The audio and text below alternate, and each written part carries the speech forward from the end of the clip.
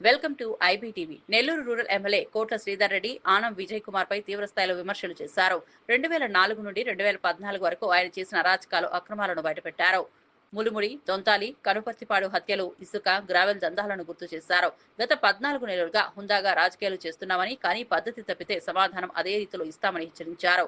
తమ్ముడు సహా టీడీపీ నేతలు సమాధానం చెప్పడానికి సిద్ధంగా ఉన్నారని ధైర్యంగా ప్రకటించారు. కాంగ్రెస్ పార్టీ కార్యకర్త మీదైనా నాయకుడి మీదైనా దాడులు చేసామా, వేధించామా, వెంటాడామా?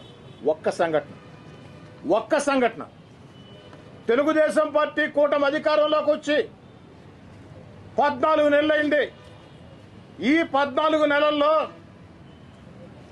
నెల్లూరు రూరల్ నియోజకవర్గంలో ఒక్క వైఎస్ఆర్ కాంగ్రెస్ పార్టీ కార్యకర్త మీద, నాయకుడి మీదనైనా దాడులు చేశామా, వేధించామా, వెంటాడామా?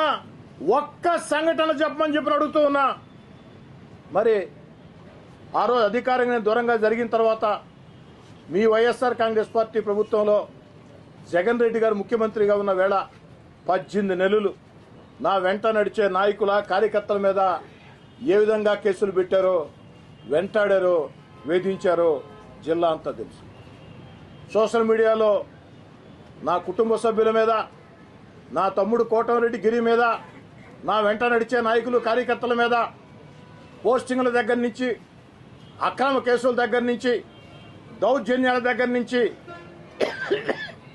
ఆ 18 నెలలు మీరు చేసినటువంటి దుర్మార్గాలు, పాపాలు క్షణక్షణం గుర్తుకు వస్తూనే ఉంటాయి.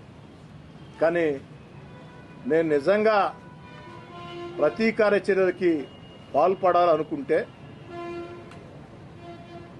వైఎస్ఆర్ కాంగ్రెస్ పార్టీలో అధికారానికి దూరంగా జరిగి